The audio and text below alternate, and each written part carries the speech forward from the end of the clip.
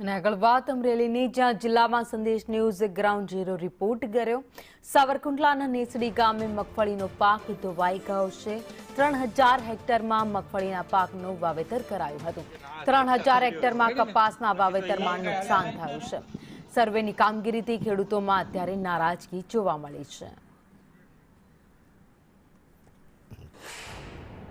અમરેલી જિલ્લામાં કમોસમી વરસાદે ખેડૂતોની કમર ભાંગી નાખી છે, ત્યારે સંદેશ ન્યૂઝની જે ટીમ છે તે સાવરકુંડલા વિસ્તારના ખેતરની અંદર રિયાલિટી ચેક કરવા પહોંચી છે। આપણી સાથે આ વિસ્તારના ખેડૂતો છે।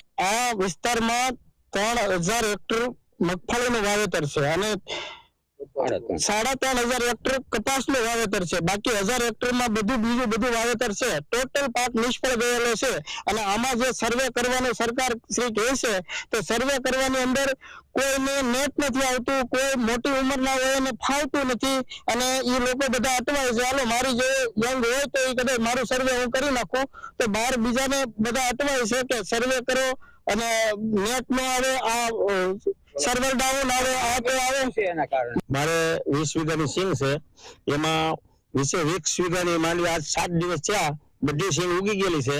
તમે જોઈ લો, મારા હાથમાં છે, બધી એક દાણો પણ હાથમાં નથી આવે એમ અને કુસો પણ હાથમાં નથી આવે એમ।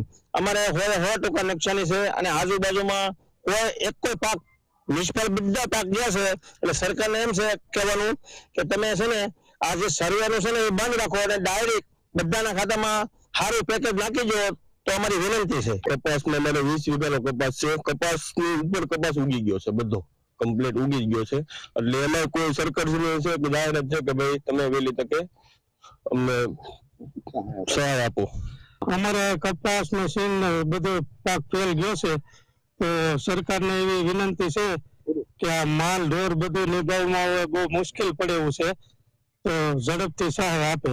નેટથી સહાય કરવામાં તો બહુ મોડું થાય એમ છે, तो वेली तक बीजी कई व्यवस्था करे। ये पाक पूरा बिगड़ गया है, तो सरकार ने वो देना है वो दे सकते हैं। आपको भाग्य, आप कहाँ भाग्या है? भाग्य है। अच्छा, तो किसान को मिलेगा तो आपको? हाँ, किसान को मिलेगा तो हमको मिल देगा। सूर्यकांत चौहान, संदेश।